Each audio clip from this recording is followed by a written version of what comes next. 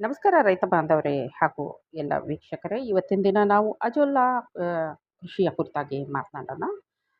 ನೋಡಿ, ಅಜೋಲಾ ಅಂತಕ್ಕಂಥದ್ದು ಸಾವಯವ ಕೃಷಿಯಲ್ಲಿ ಒಂದು ಕೃಷಿ ಅಂತ ಹೇಳ್ಬೋದು.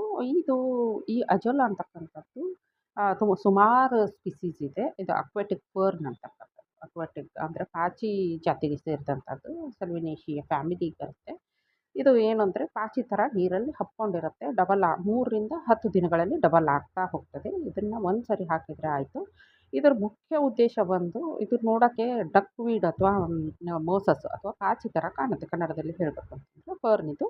ಇದರದ್ದು ಸಪ್ರೇಟಾಗಿ ಬೀಜ ಇರಲ್ಲ. ಇದರದ್ದು ಎಲೆಗಳೇ ಬೀಜ ಅಥವಾ ಅದರ ಕೆಳಗಡೆ ಬೀಜದ ಈ ಎಲೆಗಳ ಕೆಳಗಡೆ ಸ್ಪೋರ್ಸ್ ಬರುತ್ತೆ. ಅದರಿಂದ ಇದು ಸ್ಪ್ರೆಡ್ ಆಗ್ತಾ ಹೋಗುತ್ತೆ. ಇದೇ ಪ್ರೊಪಗೇಷನ್ ಮೆಥಡ್. ಇದನ್ನು ಯಾವ ರೀತಿ ಹಬ್ಬಿಸ್ಬೇಕು ಅಂತೇಳಿ. ಇದು ಎಲ್ಲಿ ಅಡ್ವಾಂಟೇಜ್ ಏನು, ಉಪಯೋಗ ಏನು ಅಂತ ಇದನ್ನು ಬೆಳಿಬೇಕು ಅಂತ ಹೇಳಿದ್ರೆ, ಮೊದಲನೇದಾಗಿ ಇದರಲ್ಲಿ ಹೈ ಕಂಟೆಂಟ್ ಪ್ರೋಟೀನ್ ಇರುತ್ತೆ. ಒಂದು 100 ಗ್ರಾಮ್ ತಗೊಂಡ್ರೆ ಒಂದು 31.25% ಅಷ್ಟು. ಅಂದರೆ ಆಲ್ಮೋಸ್ಟ್ 30-33% ಅಷ್ಟು ಪ್ರೋಟೀನೇ ಇರುತ್ತೆ. 7.5% ಅಷ್ಟು ಫ್ಯಾಟ್ ಇರುತ್ತೆ. 6.5% ಅಷ್ಟು ಕಾರ್ಬೋಹೈಡ್ರೇಟ್. ಫ್ಯಾಟ್ ಅಂತ ಹೇಳಿದ್ರೆ ಒಳ್ಳೆ ಫ್ಯಾಟ್ ಇದು. ನಮ್ಮ ಎಣ್ಣೆಗಳಲ್ಲಿ ಇರ್ತದಲ್ಲ ಆ ಥರದ್ದಲ್ಲ. ಆಮೇಲೆ ಸಾಲ್ಯುಬಲ್ ಶುಗರ್ ಒಂದು ಎನರ್ಜಿ ಕೂಡ ಇರುತ್ತೆ. 3.5% ಅಷ್ಟು ಇದು.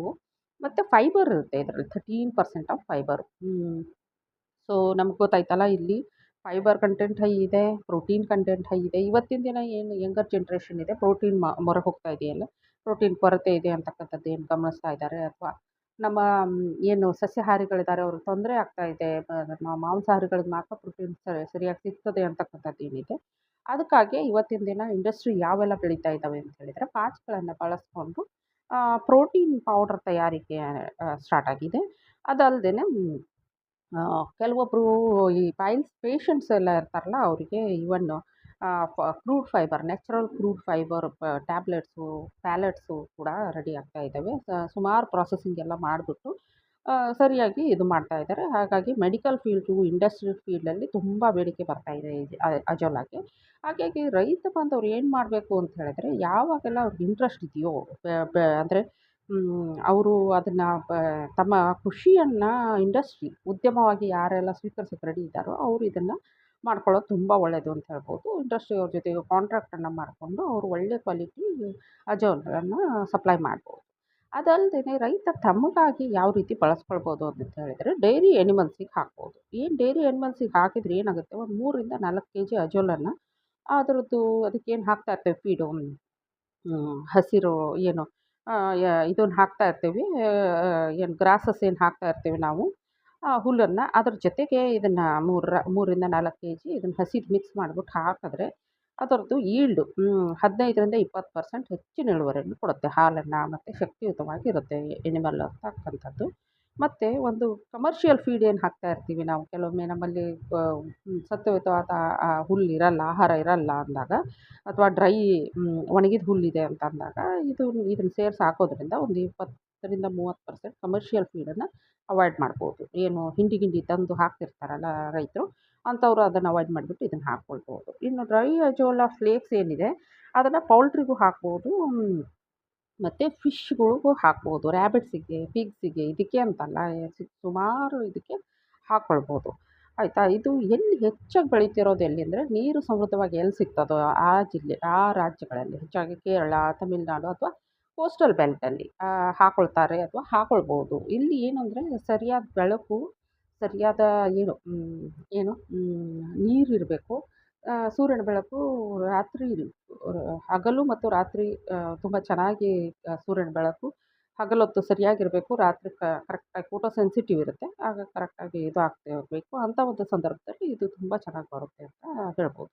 ಮತ್ತು ಇದನ್ನು ಭೂಮಿಗೆ ಅಪ್ಲೈ ಮಾಡೋದ್ರಿಂದ ಮಣ್ಣಿನ ಫಲವತ್ತತೆ ಜಾಸ್ತಿ ಆಗ್ತದೆ.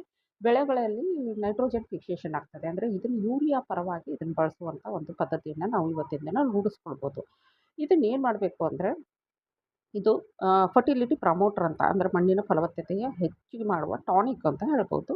ಒಂದು 50-60% ದುಡ್ಡನ್ನು ಉಳಿಸುತ್ತೆ, ಮತ್ತು ಗೊಬ್ಬರವನ್ನು ಉಳಿಸುತ್ತೆ ಅಂತಕ್ಕಂಥದ್ದು. ಆಮೇಲೆ ಇದನ್ನು ಏನು ಮಾಡೋದು, ಕೆಲವೊಮ್ಮೆ ಅಲ್ಲೇ ಬೆಳೀತಾರೆ ಇನ್ಸಿಟು. 3 ವಿಧಗಳಿದೆ ಬೆಳೆಯೋದ್ರಲ್ಲಿ: ಇನ್ಸಿಟು, ಎಕ್ಸಿಟು ಹಾಗೂ ಪಾಲಿಥೀನಲ್ಲಿ. ಇನ್ಸಿಟು ಅಂತ ಹೇಳಿದ್ರೆ ಅದೇ ಫೀಲ್ಡಲ್ಲಿ ಬೆಳೀತಕ್ಕಂಥದ್ದು. ಈಗ ನೀರು ನಿಲ್ಲಿಸಿ ಏನು ಬೆಳೆ ಬೆಳಿತೀವಲ್ಲ, ಅಂಥ ಬೆಳೆಗಳಲ್ಲಿ ಇದನ್ನು ಬೆಳಿಬೋದು. ಉದಾಹರಣೆಗೆ ನಮ್ಮ ಭತ್ತ.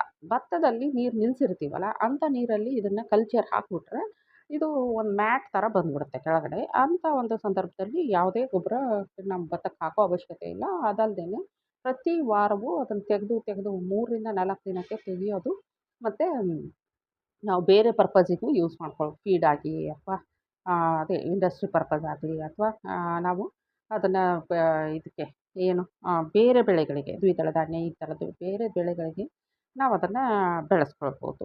ಆಮೇಲೆ ಒಬ್ಬರು ಇನ್ನೊಬ್ಬರಿಗೆ ರೈತರು ಶೇರ್ ಮಾಡ್ಕೋಬೋದು. ಈಗ ಕೆಲವೊಂದು ಮಳೆ ಕಡಿಮೆ ಇದೆ ಅಥವಾ ಇದು ಅವ್ರಿಗೆ ಬೆಳೆಯೋಕ್ಕೆ ಪಾಸಿಬಲ್ ಇಲ್ವೋ ಅಂಥ ರೈತರಿಗೆ ಇವ್ರು ಪ್ಯಾಕ್ ಮಾಡಿಬಿಟ್ಟು ಕಳಿಸಿ ಒಂದು ಹಣವನ್ನು ಕೂಡ ಗಳಿಸ್ಬೋದು ಅಂತಕ್ಕಂಥದ್ದು.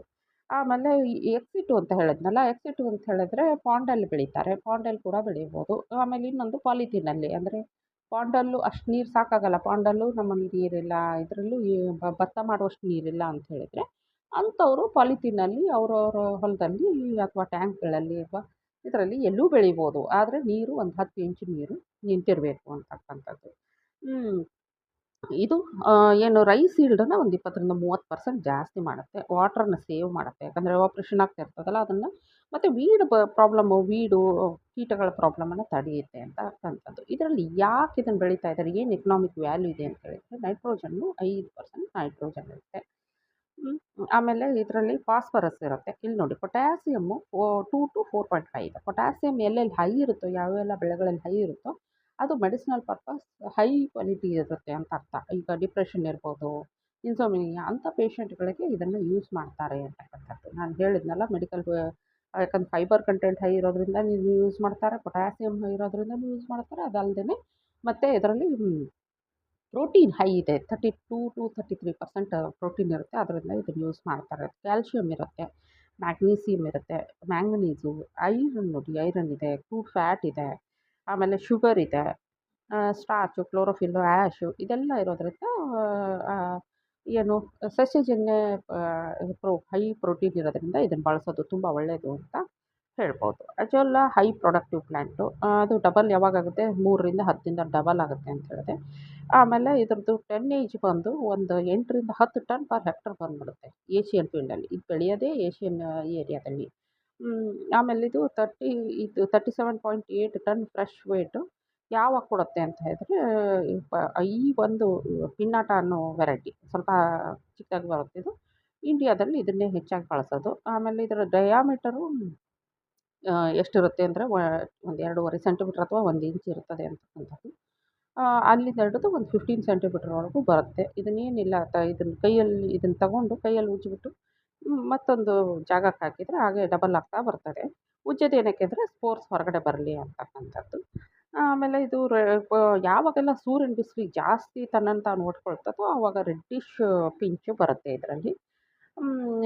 ಎಕ್ಸೆಪ್ಟ್ ಅಜೋಲಾ ನಿಲೋಟಿಕಾ ಏನಿದೆ ಅದರಲ್ಲಿ ಸ್ವಲ್ಪ ಆ್ಯಂಥೋಸೈನಿನ್ ಪಿಗ್ಮೆಂಟ್ ಕಡಿಮೆ ಇರ್ತದೆ. ರೆಡ್ಡಿಶ್ ಇದೆ ಅಂದರೆ ನಮ್ಮದು ಐರನ್ ಕಂಟೆಂಟ್ ಜಾಸ್ತಿ ಇದೆ ಅಂತ ಅರ್ಥ.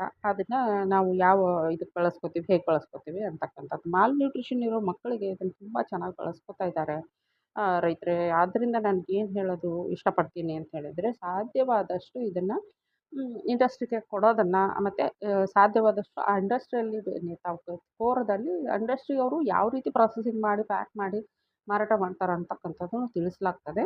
ಆಮೇಲೆ ಅವರು ತಾವೇ ಒಂದು ಆರ್ಗ್ಯಾನಿಕ್ ಅಜೋಲಾ ಫಾರ್ ಹ್ಯೂಮನ್ಸ್ ಅಂತ ಮಾರಾಟವನ್ನು ಮಾಡ್ಬೋದು. ಆದರೆ ಏನಂದರೆ ಸುಮಾರು ಟೆಸ್ಟಿಂಗ್ ಇರ್ತದೆ, ಸರ್ಟಿಫಿಕೇಟನ್ನು ತೊಗೊಳ್ಬೇಕಾಗ್ತದೆ. ಅದರ ನಂತರ ಮಾಡೋಣ. ಬಟ್ ಯಾರಾದರೂ ಇಷ್ಟಪಟ್ಟಲ್ಲಿ ತಿಳಿಸಿದಲ್ಲಿ ನಾವು ಅದ್ರ ಬಗ್ಗೆ ಕೂಡ ಮಾತನಾಡೋಣ. ಆಮೇಲೆ ಇಲ್ಲಿ ವಿಶೇಷವಾದದ್ದು ಏನು ಅಂತ ಹೇಳಿದರೆ ರೈತರು ಈ ಶಬ್ದವನ್ನು ಅಜೋಲಾ ಬೆಳೀತಕ್ಕಂಥ ರೈತರು ಈ ಶಬ್ದವನ್ನು ತಲೆಯಲ್ಲಿ ಇಟ್ಕೊಳ್ಳೇಬೇಕು. ಅಣ್ಣ-ಭಿನ್ನ ಅಂತ. ಅಣ್ಣ-ಭಿನ್ನ ಅಂತಕ್ಕಂಥದ್ದು ಸಿಂಬಯೋಟಿಕ್ ಅಸೋಸಿಯೇಷನ್. ಅಂದರೆ ನಾನು ನಿನಗೊಂದು ಕೊಡ್ತೇನೆ, ನೀನು ನನಗೊಂದು ಕೊಡು ಅನ್ನೋ ರಿಲೇಷನ್ಶಿಪ್ಪಲ್ಲಿ ಇರುತ್ತೆ. ಎದ್ರ ಜೊತೆಗೆ ಅಣ್ಣ-ಭಿನ್ನ ಅಥವಾ ಸೈನೋಬ್ಯಾಕ್ಟೀರಿಯಾ ಅಂತಕ್ಕಂಥದ್ರ ಜೊತೆಗೆ. ಯಾಕಂದರೆ ಸೈನೋಬ್ಯಾಕ್ಟೀರಿಯಾ ಅಥವಾ ಅಣ್ಣ-ಭಿನ್ನ ಅಂತಕ್ಕಂಥದ್ದು ಇದೊಂದು ಬ್ಯಾಕ್ಟೀರಿಯಾ. ನಮ್ಮ ರೈಜೋಬಿಯಮ್ ಏನು ಬ್ಯಾಕ್ಟೀರಿಯಾ ಇರುತ್ತೆ ಆ ಥರ ಇದೊಂದು ಬ್ಯಾಕ್ಟೀರಿಯಾ. ಇದು ನೈಟ್ರೋಜನನ್ನು ಈ ಫರ್ನ್ನ ಬೇರುಗಳಲ್ಲಿ ಫರ್ನ್ ಎಲೆಗಳಲ್ಲಿ ಫಿಕ್ಸ್ ಮಾಡುತ್ತೆ. ಆದ್ದರಿಂದ ಇದನ್ನು ರೈತರು ಈ ಶಬ್ದವನ್ನು ಬಳಸೋದನ್ನು ರೂಢಿ ಮಾಡ್ಕೊಳ್ಬೇಕು. ಯಾಕಂತ ಹೇಳಿದರೆ ಇವರು ಯಾರೆಲ್ಲ ಇಂಡಸ್ಟ್ರಿಯಾಗಿ ಬೆಳೀತಾರೋ ಅಥವಾ ಎಲ್ಲರೂ ತಿಳ್ಕೊಂಡಿರಬೇಕು. ಯಾಕಂದರೆ ನಾಲೆಡ್ಜ್ ಈಸ್ ಪವರ್. ನಾವು ಅಪ್ಡೇಟ್ ಆಗಬೇಕು, ಏನಿದೆ ಏನಿಲ್ಲ ತಿಳ್ಕೋಬೇಕು. ಇದಕ್ಕೇನು ಸಿಗುತ್ತೆ ಅಂತಂದ್ರೆ ಗ್ರೋತ್ ಪ್ರಮೋಟಿಂಗ್ ಸಬ್ಸ್ಟೆನ್ಸ್ ಕೊಡುತ್ತೆ. ನಮ್ಮ ಏನು ಪಾಚಿ ಇದೆಯಲ್ಲ, ಇದು ಅಜೋಲಾ ಪಾಚಿ, ಇದು ಅದಕ್ಕೆ ಒಂದೇನೋ ಕೊಡುತ್ತೆ. ಏನು ಕೊಡುತ್ತೆ ಅಂದರೆ ಅದನ್ನ ಬೆಳೀಲಿಕ್ಕೆ ಸ್ವಲ್ಪ ಶಕ್ತಿ ಕೊಡುತ್ತೆ. ಅದು ಇದಕ್ಕೇನು ಕೊಡುತ್ತೆ ಅಂದರೆ ವಾತಾವರಣದಲ್ಲಿರ್ತಕ್ಕಂಥ ನೈಟ್ರೋಜನ್ನ ಫಿಕ್ಸ್ ಮಾಡಿ ಕೊಡುತ್ತೆ. ಆದ್ದರಿಂದ ಇದು ನಿಜವಾಗ್ಲೂ ಹೇಳ್ಬೇಕಂದ್ರೆ ನೈಟ್ರೋಜನ್‌ಗಾಗಿನೇ ರೈತ ಬೆಳಿಬೇಕು ಅಂತಕ್ಕಂಥದ್ದು. ಅದೇ ನೈಟ್ರೋಜನ್ನೇ ಮುಂದೆ ಅದು ಪ್ರೋಟೀನ್ ಆಗಿ ಕನ್ವರ್ಟ್ ಆಗ್ತದೆ ಅಂತಕ್ಕಂಥದ್ದು. ಆಯಿತಾ? ಫೇವರೇಬಲ್ ಕಂಡೀಷನ್ ಇದಕ್ಕೆ ಯಾವಾಗೆಲ್ಲ ಚೆನ್ನಾಗಿ ಬರ್ತದೆ ಅಂದರೆ ಫ್ರೆಶ್ ವಾಟರ್ ಇರಬೇಕು. ತುಂಬ ನೀರು ಇರಬಾರ್ದು. ಹಾಗಂತ ಹೈ ಕರೆಂಟು ಇರಬಾರ್ದು. ಹೈ ಕರೆಂಟ್ ಅಂದರೆ ರಭಸವಾಗಿ ಸಮುದ್ರದಂತಲ್ಲಿ ಬೆಳೆಯಲ್ಲ ಇದು. ಆದ್ದರಿಂದ ನಾವೇನು ಮಾಡಬೇಕು ಅಂದರೆ ಪಾಲಿಸಿ ಮೇಕರ್ಸ್ ಯಾವ ಏರಿಯಾದಲ್ಲಿ ಇದನ್ನು ತರಬೇಕು, ಏನು ಎತ್ತ ಅಂತಕ್ಕಂಥದ್ದನ್ನು ಅವರು ವಿಚಾರ ಮಾಡಿಬಿಟ್ಟು ಪ್ರೋಗ್ರಾಮ್ಸನ್ನು ತರೋದಾದರೆ, ಅಜೋಲಗಂತಲೇ ಪ್ರೋಗ್ರಾಮ್ ತರೋದಾದರೆ ಸ್ವಲ್ಪ ನೋಡ್ಕೊಂಡು ತರಬೇಕಾಗ್ತದೆ. ಆಮೇಲೆ ಟೆಂಪ್ರೇಚರು ಒಂದು 20ರಿಂದ 30 ಒಳಗಡೆನೇ ಇರಬೇಕಾಗ್ತದೆ. ಆಮೇಲೆ ಇದಕ್ಕೆ ಹೇಗೆ ಅಂತಂದರೆ ಇದು ಎಂಥ ಈ ಹಿಲ್ಲಿ ಏರಿಯಾಸಲ್ಲೂ ಬೆಳಿಬೋದು. ಲೈಟು ಚೆನ್ನಾಗಿದ್ದರೆ ಪಿಂಕಿಶ್ ರೆಡ್ ಶೇಡ್ ಬರುತ್ತೆ. ಚೆನ್ನಾಗಿಲ್ಲ ಅಂತ ಹೇಳಿದ್ರೆ ಬ್ಲ್ಯಾಕಿಶೇ ಇರುತ್ತೆ. ಅಥವಾ ಕೆಲವೊಂದು ವೆರೈಟೀಸ್ ಮಾತ್ರ ಬ್ಲ್ಯಾಕಿಶ್, ಇದು ಸಾರಿ ಬ್ಲ್ಯಾಕ್ ಅಲ್ಲ, ಗ್ರೀನಿಶ್ ಇರ್ತದೆ. pH ಎಷ್ಟು ಅಂದರೆ 5.2 ಟು 5.8 ಚೆನ್ನಾಗಿ ಬೆಳೆಯೋದು. ಈವನ್ 7 ಇದ್ದರೂ ಬೆಳೀತದೆ. ನ್ಯೂಟ್ರಲ್ pHಲ್ಲಿ ಬೆಳೀತದೆ, ಬೆಳೆಯಲ್ಲ ಅಂತಲ್ಲ.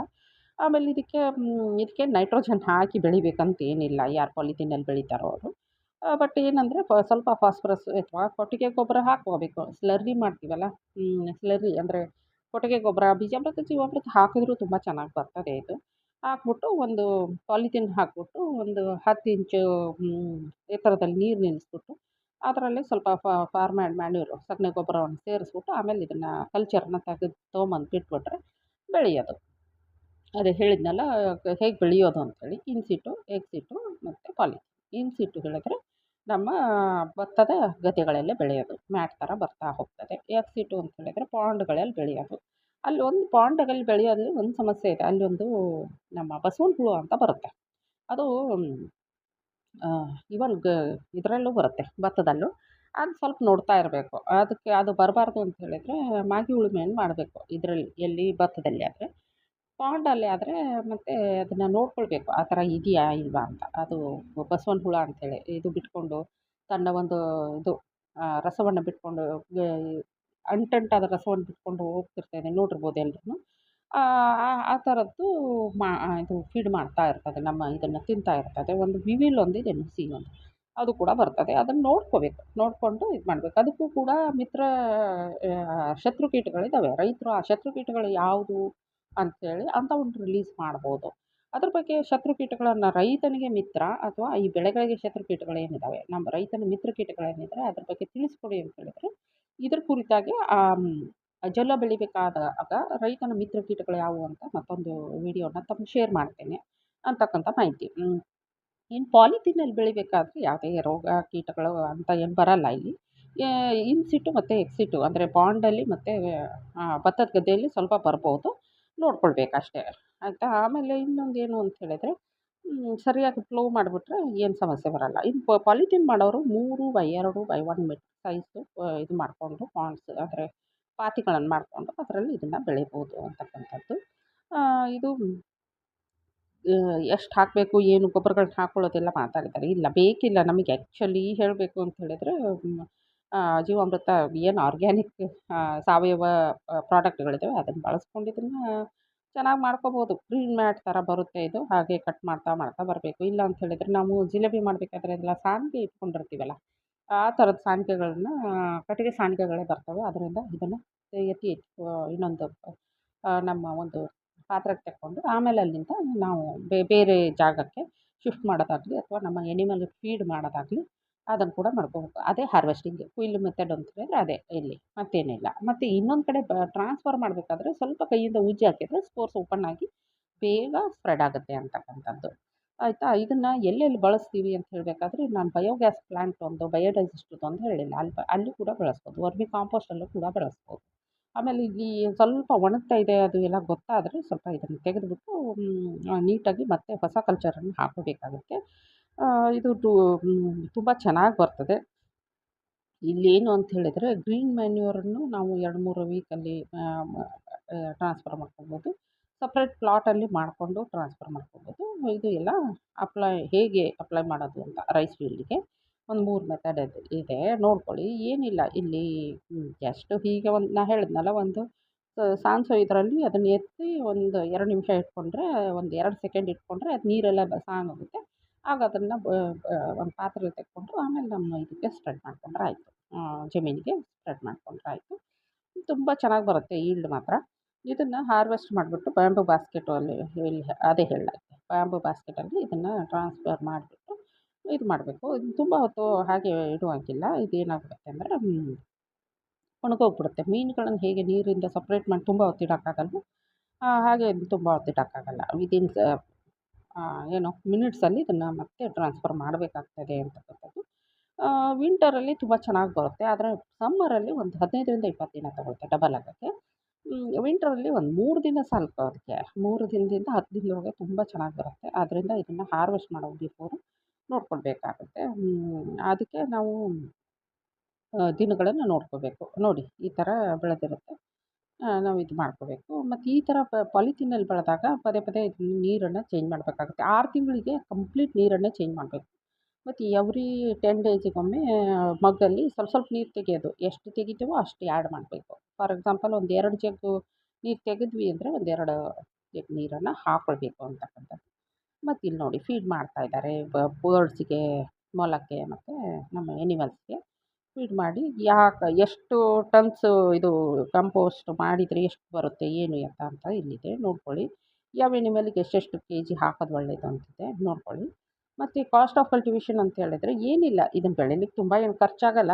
ಅವ್ರವ್ರ ಪರಿಸ್ಥಿತಿಗೆ ಅನುಗುಣವಾಗಿ ಬೆಳ್ಕೊಬೋದು. ಏನಂದರೆ ಪಾಲಿಥೀನಲ್ಲಿ ಮಾಡೋರಿಗೆ ಪಾಲಿಥೀನ್ ಖರ್ಚೊಂದು ಬರುತ್ತೆ. ಮತ್ತು ನೀರು ಪದೇ ಪದೇ ತೆಗೆಯೋದು ಹಾಕೋದು ಅದು ಇದು ಬರುತ್ತೆ. ಅದು ಬಿಟ್ಟರೆ ಮತ್ತೇನಿಲ್ಲ. ಸಣ್ಣ ಪುಟ್ಟ ನೀವು ಇದು ಇದೆ, ಏನು ಲಿಮಿಟೇಷನ್ಸು ಚಾಲೆಂಜಸ್ ಇದೆ. ಉದಾಹರಣೆಗೆ ಇದನ್ನು ಬೆಳಿಬೇಕಾದ್ರೆ ಸ್ವಲ್ಪ ಮಳೆ ಬಂದರೆ ಸ್ವಲ್ಪ ಸಮಸ್ಯೆ, ಮತ್ತು ಮಳೆ ಕಡಿಮೆ ಇರೋ ಏರಿಯಾದಲ್ಲಿ ಸ್ವಲ್ಪ ಸಮಸ್ಯೆ.